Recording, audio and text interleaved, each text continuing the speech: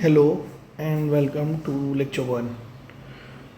So we are starting today with the BP 503T, that is Pharmacology 1 of semester 5 of the B Pharm program. And the first topic that we are going to cover will be the unit that deals with autocoids and related drugs. In the lecture 1 today talks about an introduction to the autocoids.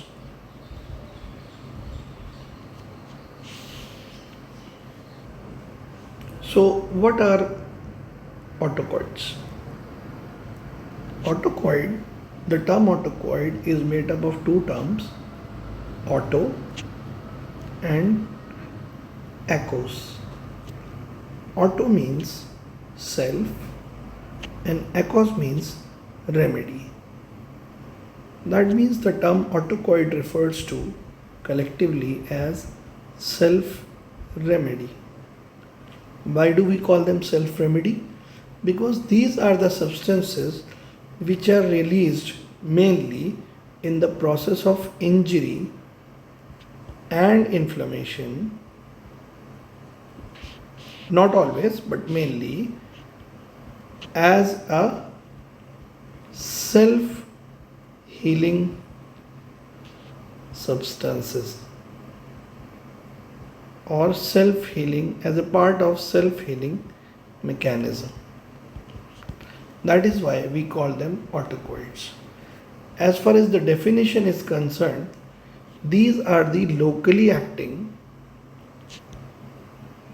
means they are mainly released, they are mainly synthesized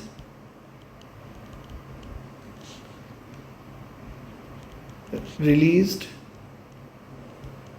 and act locally in a lot of cases through autocrine and paracrine signaling.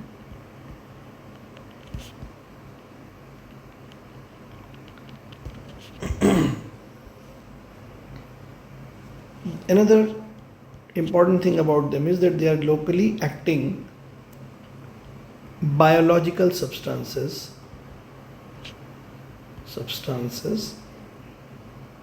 that are synthesized in the body.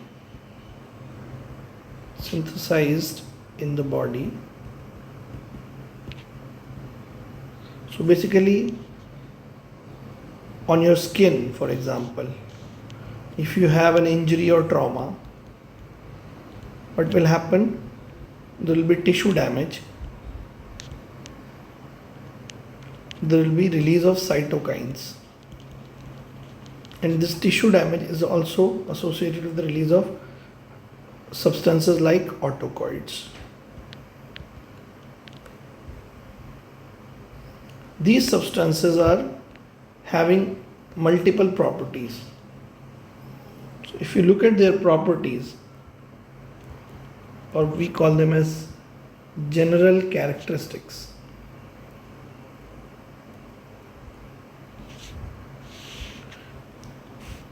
Number 1 is local action. So around the cells, if there is one cell that is damaged, it will release and produce a signal that will lead to increased level of autocoids, and that autocoids will act on the local tissue only. So for example, if you have an insect bite, or if you prick your finger, or if let's say you burn your finger, the local burn, in all these cases you feel pain. In all three cases pain is different, and you see redness, and you see swelling. All these effects that you see, they are consequence of a number of molecules, number of mediators, molecules that act as mediators, and many of them are autocoids. So they not only produce a self-healing effect, but they also lead to the symptoms that you see. Second property that we are going to, general characteristics of the autocoids that we are going to talk about, is that they have a short half-life. Means some of them act for milliseconds. So immediately, it's not unlike hormones. Let me just remove this.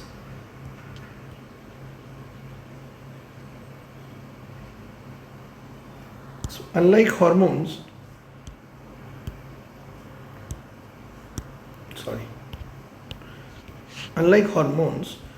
which are released, not like insulin but many other hormones, slowly, action takes longer, and overall of effect is seen for duration which is prolonged. This is for the hormones. When we talk about autocoids, they are released immediately. So if you have burning sensation and in pain after you burn your finger, it doesn't take long, right? And then the effect is short lasting. The effect, the release is short lasting. The effect is because they are constantly released, but the one pulse that is released will be metabolized. So they have a very short half-life. And another important thing is that they are very potent. So if I can put all these properties together, we can say that they have a short half-life, they have a rapid synthesis and rapid release, and number 4, they are very potent molecules. Very potent molecules. And lastly, they play multiple roles in the body.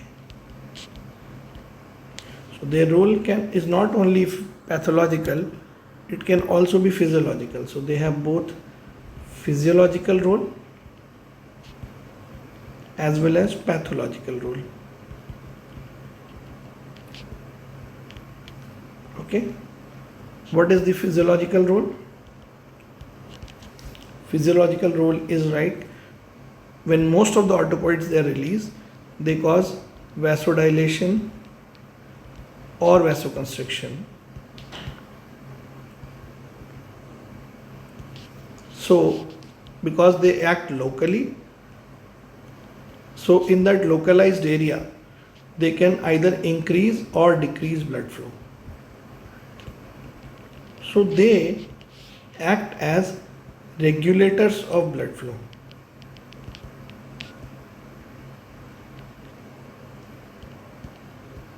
This is an example of their physiological role. What is a good example of their pathological role?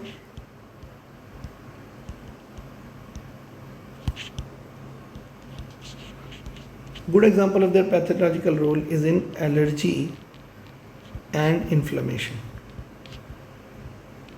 You must have heard that if somebody, let's say they develop seasonal allergy or if there is an insect bite, they are given anti-allergics. What are anti-allergics? Anti-allergics are the drugs which antagonize or oppose the effect of a very common autocoid, which is a very potent mediator of allergy known as histamine.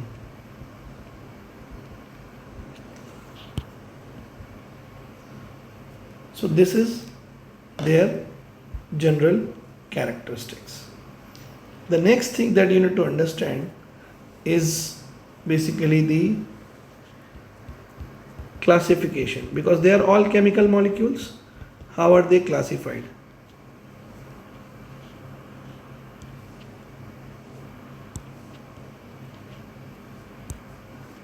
classification of autocoids. Autocoids are basically classified on the basis of their chemical nature.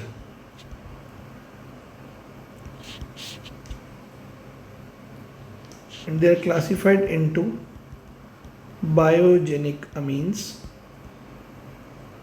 also commonly known as amine autocoids. They are also a category known as polypeptides. They are also called only peptide autocoids. And then there are lipid derivatives.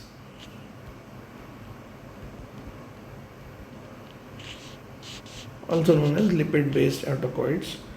And there is an exception class of gaseous category known as gasotransmitters. Example of biogenic amine, autocoids which are biogenic amine, is histamine and serotonin, mainly stored in mast cells and platelets, and they mediate allergy for histamine and gastric secretions for serotonin. I'll call it gastric activity because it goes beyond secretion also. The polypeptide autocoids example is angiotensin and bradykinin. They are mainly derived from plasma proteins, angiotensinogen, etc. And they are responsible for BP regulation. Bradykinin is responsible for mediation of burning pain due to burns, burning pain sensation, and also for vasodilation. The third class, that is lipid derivatives. These autocoids examples are prostaglandins, leukotrienes, and thromboxanes.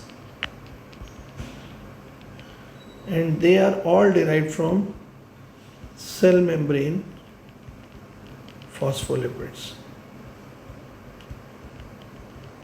They are also known as, all those three are also known as arachidonic acid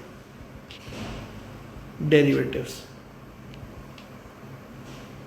That is, when there is a damage to the cell membrane, when there is hydrophobic tail and hydrophilic head. So this is a phospholipid structure. Phosphate group is here and lipids are here. When this membrane is damaged, these phospholipids are released. These phospholipids are acted upon by the enzyme phospholipase, and that leads to separation of phosphate and lipids, so you get lipids. These are mainly 20 carbon molecules, commonly known as generically eicosanoic acid. And the common type of 20 carbon molecule which is there is arachidonic acid. And these are then acted upon by various enzymes like cyclooxygenase and lipoxygenase and lead to formation of prostaglandins, leukotrienes and thromboxanes. And they are strong mediators of inflammation, allergy, pain,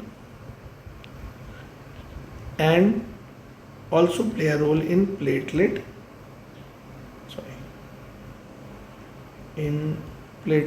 aggregation.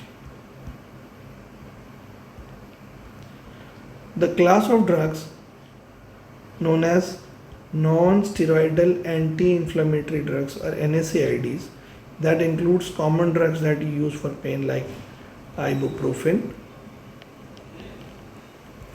diclofenac, etc.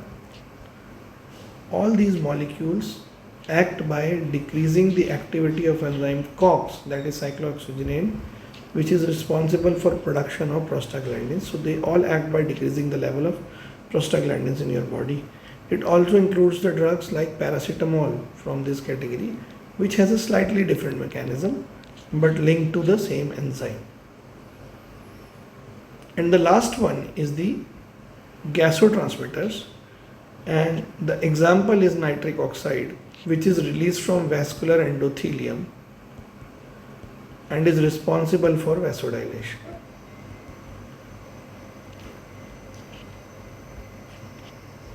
So this is all about the introduction and classification. We had a brief understanding of the physiological role. Now look at the most common physiological roles of these molecules. Number one is the vascular tone regulation.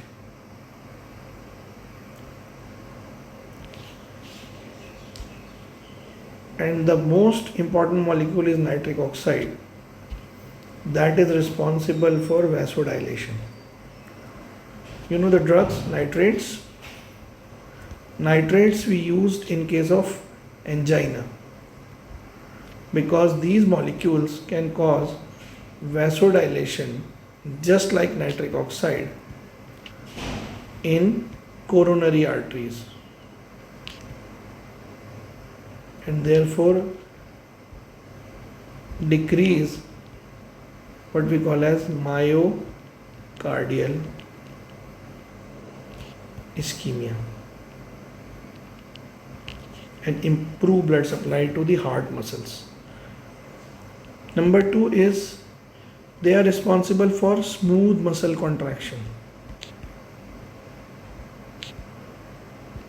So I'll just repeat that here we are talking about the role of these autocoids as the role in the physiology. So the most common example is uterine contractions, and the autocoid responsible is prostaglandins. The third role is in gastric secretion control.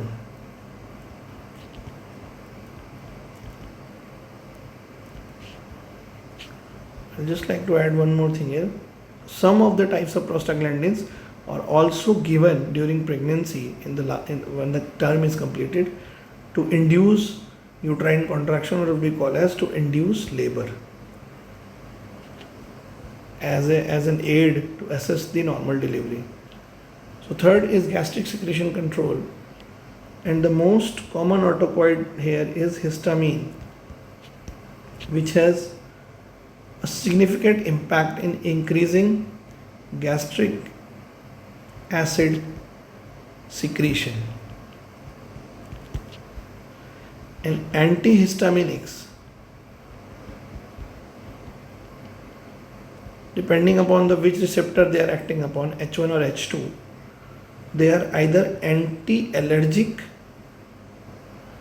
like cetirizine, or they are like antacid. Example is ranitidine. Recently ranitidine has been in news. You have to find out why. And fourth role is that in addition to being acting in the periphery, they also mediate your, in addition to secretion, they also mediate your gut motility. And the common example is serotonin. And you must have heard the name of ondansetron, which is a very commonly used anti-emetic. If you feel nausea, you take ondansetron. It acts by modulating the levels of serotonin. Serotonin also has a role in mood regulation, but that is mainly by acting as a neurotransmitter and not as autocoid. and that effect is seen at the CNS level. Next thing is, what is the pathological role of autocoids?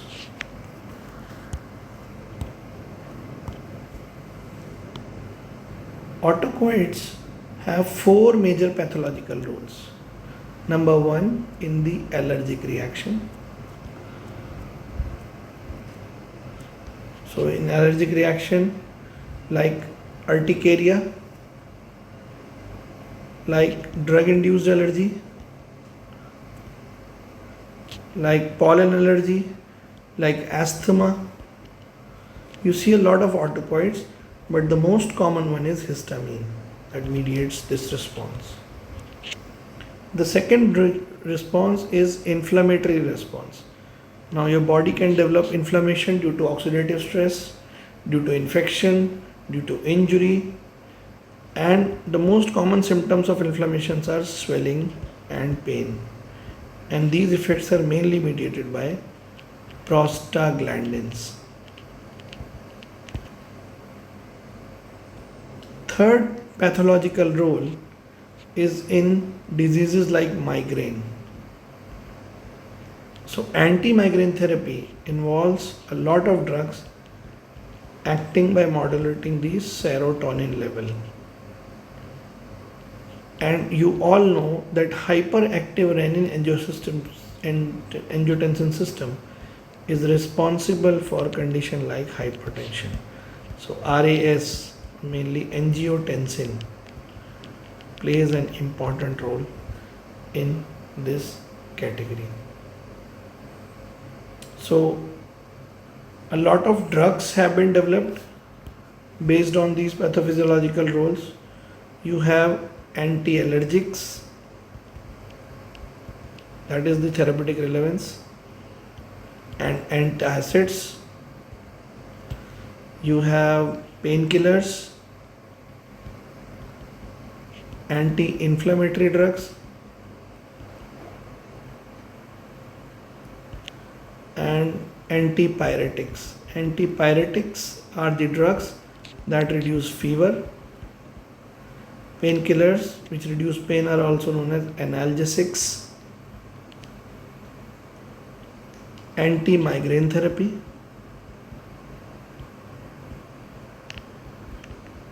and anti-hypertensive drugs act through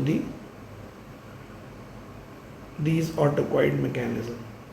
One more thing I would like to add here is that in case of asthma, though it is also an allergic reaction, it involves multiple mediators. So only giving antihistaminics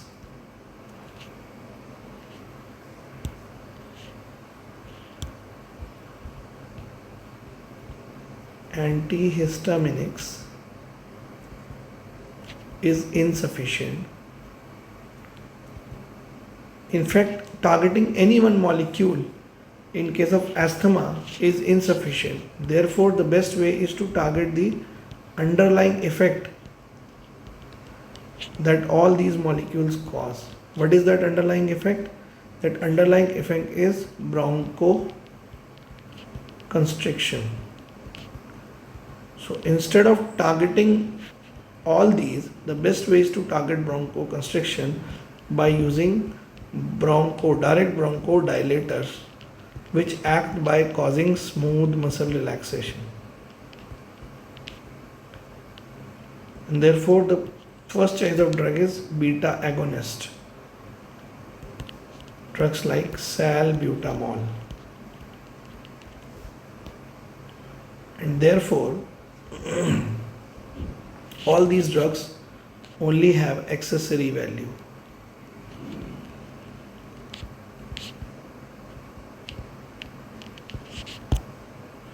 So this is the therapeutic relevance of all the autocoids that we have talked about, and that is all for the first lecture.